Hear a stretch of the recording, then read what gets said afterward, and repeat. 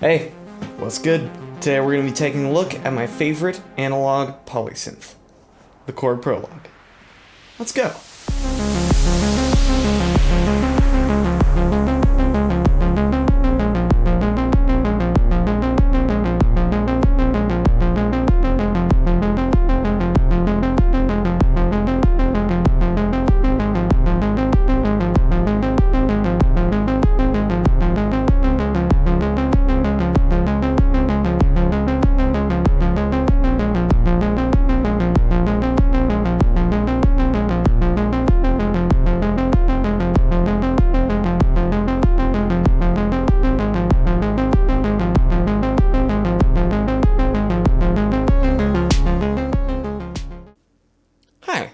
Welcome to the review.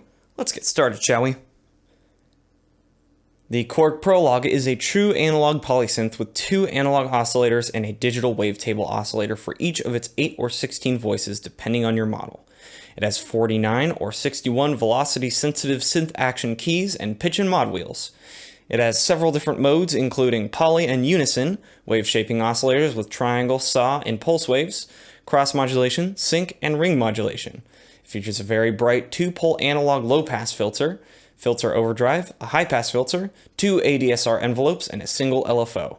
It also features 2 lanes of digital effects with chorus, ensemble, phaser, or flanger in the first lane, and reverb or delay in the second lane. The 16-voice version has an exclusive analog low-frequency compressor that boosts bass. It can store 500 presets, with 250 already in the box. Priced at $1,000 and $1,500 respectively, the 8-voice and 16-voice Prologues might be a bit expensive, but they are well worth the price in sound and versatility. You have no idea how many takes that took. That took so dang long. So dang long! Also, can we just appreciate for a second how huge this thing is? Like, I'm not going to use it for the whole video, I'm just going to use it right now to demonstrate, but I need to put on my wide-angle lens on my camera just to show the whole thing. Oh my god, I'm stupid. Can I get this on here? Look at this absolute chonker right here. It's so large. Okay, now I'm gonna take this off again because that's gonna be annoying for the whole video. Okay, so I'm just gonna try to work my way from left to right. So on the left here we have our pitch and mod wheels. You know, every synth has that, so it's like... Then we have our sub here, which I'll probably get into later, but maybe not. And then we have our portamento, which is, you know, glide between notes. We have voice spread, which is usually for unison mode if you want to do that. We have voice mode depth, which is basically, that's also for unison, and it's also for mono. So in mono, it controls the sub level, and in unison, it controls the detune of the oscillators altogether. Then here we have our 2 analog oscillators up top. So we have our first one here that can do saw, triangle, or pulse width. And then we have our second one that can do the same thing. And then we have our octave controls here. We have fine-tune pitch controls. We have shape controls, which is actually kind of cool because you can not only change the shape of the pulse width, but you can also change the shape of the triangle and saws, which I have never seen before. That's pretty cool. Then we can also change which oscillators the pitch envelope generator controls. So if you want just the first one or both. So if you want just the second one or both, that's kind of cool for doing syncing stuff. And then here the second one has sync and ring mod controls and then also cross modulation. And then the third one here is our digital oscillator. So you can set it to noise or user wavetables or just the built-in wavetables. And then you also have just like the types here that you can switch between. You have octave control. It tells you, you know, which one you have selected here. And then you also have a shape control for that one too. Then we have our mixer right here. And then we have our filter. So we have cutoff, resonance, and then our envelope generator amount. And then we have a filter overdrive control that just has basically 3 states. So full, half, off. And then we have our high pass filter, which basically has 2 states, which is off or on. And then we have our key track, which also has 3 states. So it's off, kind of middle, and then it's like a 1 volt per octave thing. Then we have our 2 envelope generators here. So we have one for the amp and then one for the filter. And then here we have our LFO. So we have some shaping, then we have some modes. So we have a fast LFO. So that's kind of getting into the range of, you know, a VCO. We have slow LFO, which is kind of what you're used to from a low frequency oscillator. Then we have tempo controls, which is really cool. So we have the rate right here and the amount right here. And then we also have the target, so you can set it to pitch, shape, or cutoff. And then we have our effects over here. So we have the modulation effect, which is our chorus, our phaser, our flanger, and our ensemble. And then you can change it on or off and then select which one. And then also do the speed and the depth. So that changes various things for each one. And then we have our delay reverb. So we have off, delay, or reverb. And then we have the delay time or reverb time. And then we have the depth, which in delay is the feedback, and in reverb is basically the wet dry. And then we have our preset bank over here. So this is our OLED display that tells us everything that's going on. And then we have our endless encoder right here, which is pretty cool. And then we have our low frequency compressor all the way over to the right. So we have on, off, and then gain. So it, amount of low frequencies. And then over here we have some basic buttons right here. So we have an edit mode, so you can go and edit patches and whatnot. You have a write, so that you can write a patch to a specific slot. You have exit, which is kind of like just the back button, and then shift for extra functions. And then here, on the mini logs, this was actually a sequencer, but they changed it on this to basically just be different things within the menus. And then down here, we have our voice mode, so you can do polyphonic, monophonic with a sub-oscillator, unison, or chords. And then we also have our arpeggiator controls here. So yeah, that's basically the whole synth. Now I'm gonna do a deep dive so you can hear what it sounds like. All right. Let's do some basics first. So filter is open, just one oscillator on sawtooth. That's what it sounds like, yeah. Okay, so let's do some filter sweeps.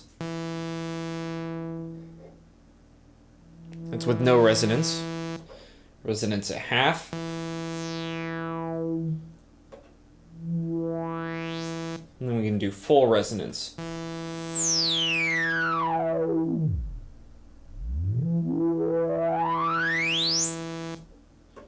Cool.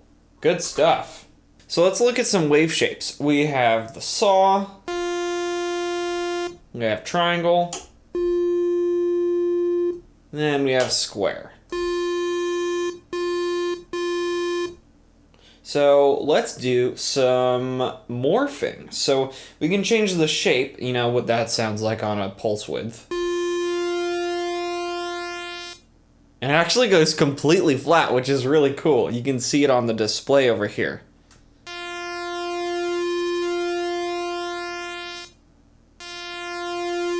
Cool stuff. And then we have the triangle.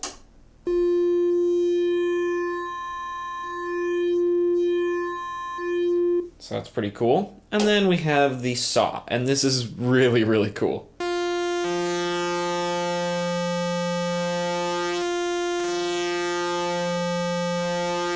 Really cool stuff. So let's add in a second oscillator. Do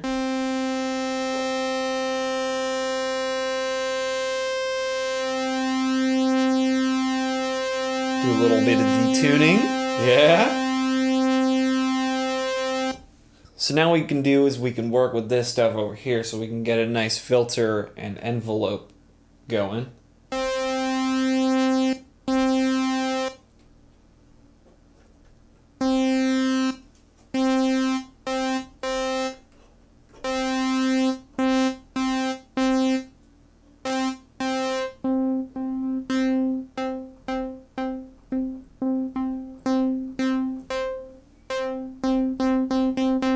And then what we can do is we can even set these, so we can set this a little bit off.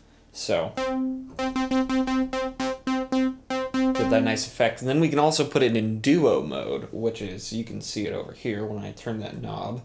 And that's the amount of detuning on 4 oscillators. So it basically doubles these two up, so the voices are halved into 8 instead of 16.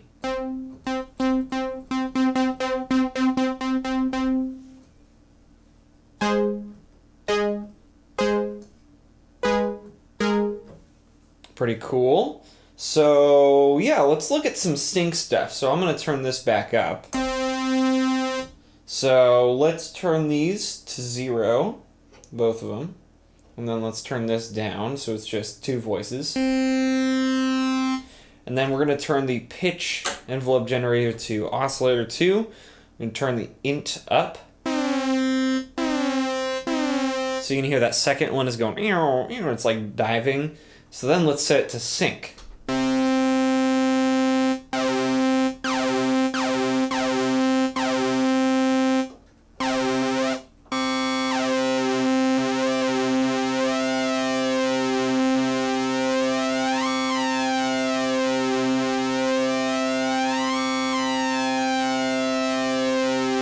So that's pretty fun. That's kind of cool.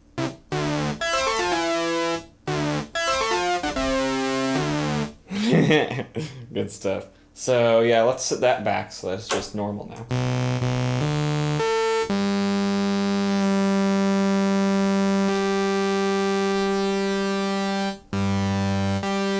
Oh yeah, so another thing I wanted to mention is that the filter self-resonates. So if we turn both of these guys down, turn the resonance up,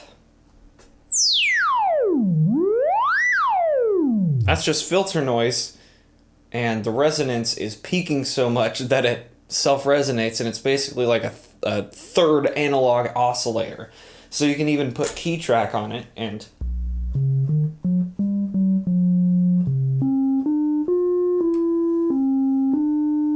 it's pretty cool. It's honestly awesome, and I use it all the time, especially for like if you attach the LFO to it, like let's say it's attach this to cutoff, turn the int up, and then turn it to triangle.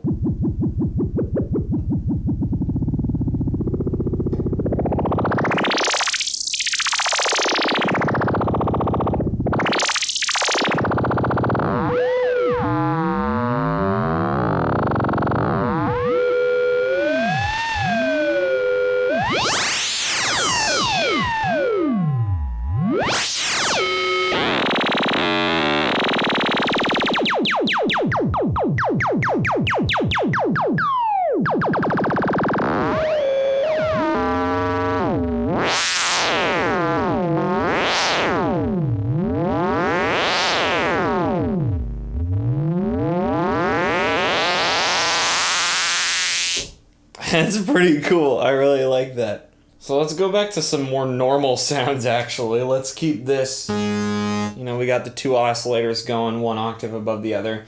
So let's put on maybe a chorus. Real light chorus, and then maybe a reverb.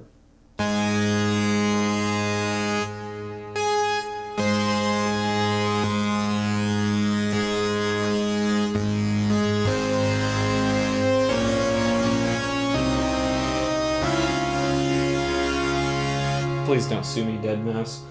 It also has a delay, which is really cool.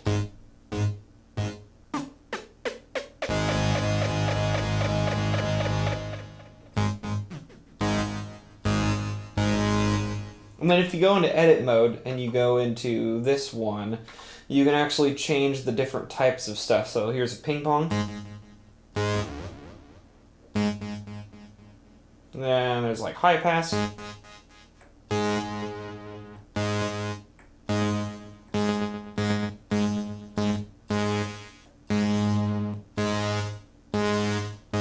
So you can do a whole bunch of stuff, and then you can go into reverb types. So we have hall, smooth, arena. Let's just turn both of these up. Plate, room, early reflections, and space. That's a good one. That's huge. Riser, this one's really fun. It's got a cool trail on it. Submarine. Horror. That one's fun. This thing's got so many cool things, and we haven't even gotten into the digital oscillator yet. That's cool. You can upload your own wavetables, so that's what the user slider is for. Or you can go to just regular wavetables that they have loaded. So you got like, here you have a sine wave, sine 2. You have some more. That one's cool. We got some saws. Some squares.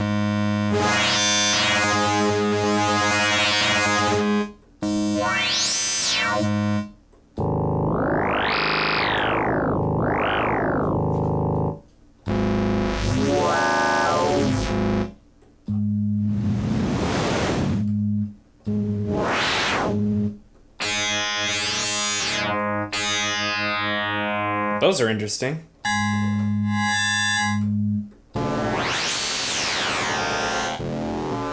Oh, that's cool. And then you also have noise, so you can do like a high noise for like a riser or something, and then you can also change its shape. It's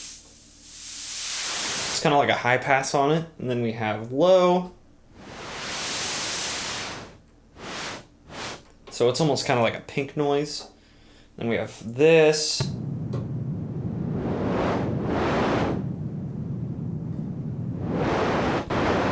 Which is kind of cool. And then we have this kind of like random.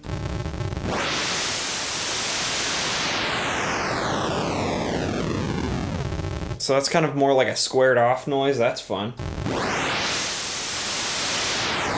Sounds very 8-bit.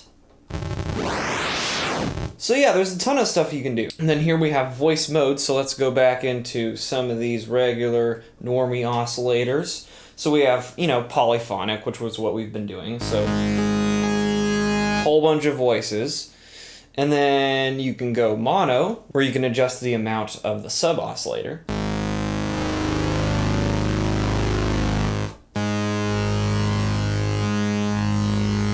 Pretty cool. And then unison, where that same control will control the spread of voices.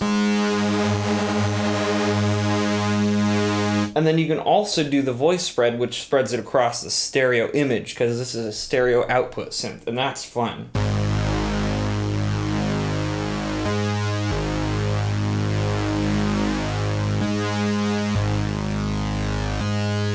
That's really cool. Then we have chords, and you can select which type of chord with this little knob right here.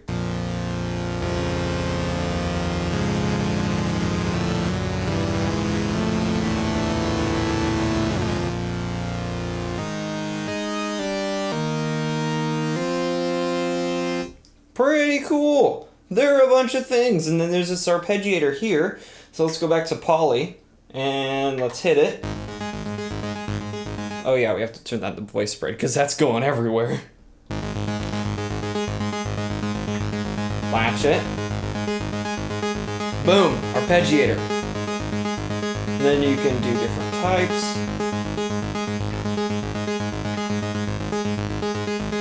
Different ranges.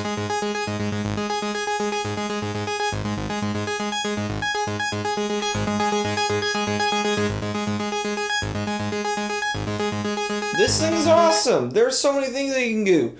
One of the great things about this being analog, fully analog, is you have basically infinite quality. So the filter and the VCOs and everything, it's infinite quality. So let's just take, we have one oscillator right here. Let's just play a note.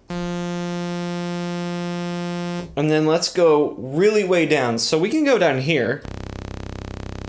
But like, let's go further. Let's go, so that's already down as low as it can be. Let's turn the octave down.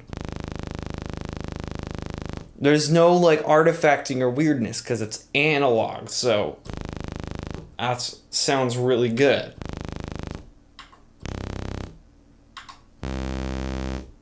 So now let's go as high as we can go. So let's take this, you know, we have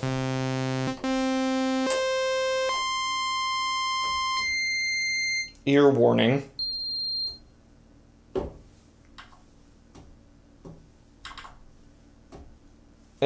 It's so high it doesn't even register, but it still does it. Look at that! Look at that! That's crazy! That's such quality, man. That is beautiful. And then the filter as well. One thing that you see a lot on synths is, you know, when you have the filter,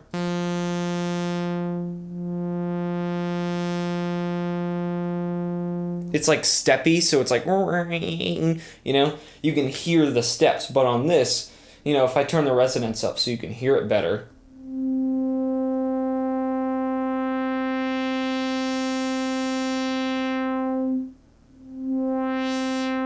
It's just smooth. There's no stepping involved because there's no approximation, there's nothing. It's like real stuff making sound, and it's so cool.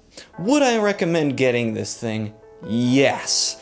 Let me tell you a story about how I got it. It's a little complicated. So basically, back in 2019, I was looking for an analog synth, and I was like, hey, you know what looks good? The Mini-Log. This guy right here, that looks real good. So I was thinking, let's get a Mini-Log. That would be great. First little starter poly analog synth, right? Well then, I saw the big boy. And then I was like, oh, I don't have enough money for this thing. So I was originally planning on getting the 8-voice version, and I technically bought the 8-voice version. But then, Alto Music, being the absolute legends they are, were out of stock. So what did they do? They gave me this thing. They gave me the big boy, the big Chungus, the biggest boy of them all, the big Prologue 16, just because they felt a wee bit bad about not giving me the one that I wanted. So I got this thing, and guess how much I got it for? $800. This big $1,500 bad boy, this absolute beast, the top of the line, big boy, for $800. And it's awesome. Even if you bought this for $1,600, so even if you bought this for MSRP for $1,500, would I say it's worth it? Yeah, I would. I really would, because it's hard to compare to other analog synths. Something like the Prophet 5 is legendary and it sounds incredible and there's just nothing to replace it. But it's got 5 voices and this thing has 16. Like, that's just crazy. So I'm thinking, maybe we compare it to something like the Prophet 10. That thing costs like $4 billion. So maybe not a good comparison. Let's compare it to maybe like the DeepMind 12. Well, that thing is a lot less versatile than this thing, and well, it costs basically almost as much. So this thing is looking pretty good. So here's the thing. If you're coming from something like a Mini-Log XD, this is basically like a Mini-Log XD times 4, because it's got 4 times the voices, same effects, same oscillators, same filter, whatever. You know, it's basically the same thing, just bigger, more voices. So if you're coming from something like a Mini-Log XD, I would see no reason to go for the 8-voice, just skip straight to the 16. If you're coming from a Mini-Log, I would see both the 8 and the 16 voice options as perfectly doable. The one thing that I wish this had from the Mini-Log is the ability to switch the filter from 2-pole to 4-pole, because I like dark filters and this thing is a little bit too bright for my taste. I'm getting used to it, I still really like it, but I would rather have a 4-pole. I do really like the extra features that this thing has over the 8-voice version though. Like, this section over here isn't as expansive on the 8-voice section, and this thing right here, the low frequency compressor, is not on the 8-voice version. That is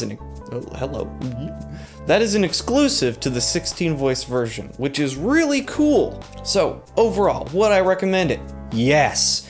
What if it's your first polyphonic synth? Yes, go for it. This thing is a learning machine. This thing taught me so much about analog synthesis because all the controls are just right on the surface. There is a little bit of deep diving that you can do into menus, but you don't have to. In order to play like 95% of the features on this thing, there's no menu diving whatsoever. You can just play it. You can just turn it on, initialize it, you know, tweak some knobs, mess with some stuff, and you have a cool sounding synthesizer without going into any stupid menus or anything. And that's why I can see someone justifying to buy this thing instead of, you know, going with a digital synth or maybe like a software synth, because that's not as intuitive, it's not as interactive. You can only turn one knob at a time on a soft synth, you know? Like, it's just a whole different experience. This machine, this real thing that you can put your hands on and touch and mess with and whatever, is so much more inspiring than something that is just on your computer screen. You can only mess with one knob at a time and kind of does a lot of stuff for you. This, you really have to be creative, especially with voices, because this thing, if you want to play chords, you can only do up to 4 analog voices at a time, right? So you can have this guy, you know, 2 oscillators, right? And then you double them up with duo mode, you know, you go into the poly, and then you double it up a little bit. That's 4 oscillators right there. In a soft sense, you could go up to like 32 or, you know, 48 or whatever. This thing, you got 4. Like, it's totally different. It's a completely different story. So you have to learn how to be creative with, you know, a lot less stuff. So that's taught me a lot about sound design, about how a lot of that works, about how to make less voices sound thicker and richer and nicer and bigger than, you know, whatever. Mostly just put chorus on it because that's a good idea. But also put reverb on it. And this thing has a really great reverb, so it has so many modes that, you know, you can do anything you want with it. You can high pass it, you can do a space reverb, you can do, you know, a hall reverb or a room reverb or a plate reverb or a riser reverb. Dude, there's so many things that you can do. And then just, it's so versatile. Like, there's so many things that you can mess with. And I really like that. This is a very hands-on synth. There's, you know, no nonsense about, you know, going into menus just to be able to do anything. This is a very, you know, surface level synth here, and I really like it for that. In fact, this thing has been used on more songs than not recently.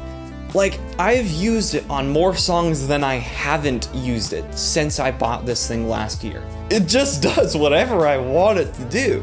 It's like Serum, but in a box. And the sound is amazing too. It has that analog goodness that you look for. It has that richness, that fatness, just everything that you look for in an analog synth is there, except a little bit of a darker filter, but I respect you. So yeah, there are a few shortcomings, like, you know, I wish this had a, you know, 4-pole filter as well, or instead, I wish the drive circuit was more of like a knob that you could, you know, turn instead of this stupid little And then I wish it actually had a high pass filter. That would be kind of cool. But, you know, key track is fine, that's as it is. All the other stuff is okay. There are very few things that I would change about this synth. It is an almost perfect synth, and it is great for anyone who is looking for a very, very versatile and, honestly, in the synth world, inexpensive synth. It's $1,600, but compare that to like a Moog 1 that's like $5,000. Obviously that's Moog tax, so they can do whatever they want. But this is the one. This is the one right here. This is the one you want. I really like this thing. It's my favorite. It sounds real good. So yeah, that was our little dive into the sounds that the Prologue can make. Now let's hear it in some music. I've actually used it in more songs than I haven't used it since I got it at the beginning of 2020. So it's a really, really useful synth. It can make a ton of sounds. Here are a bunch of them.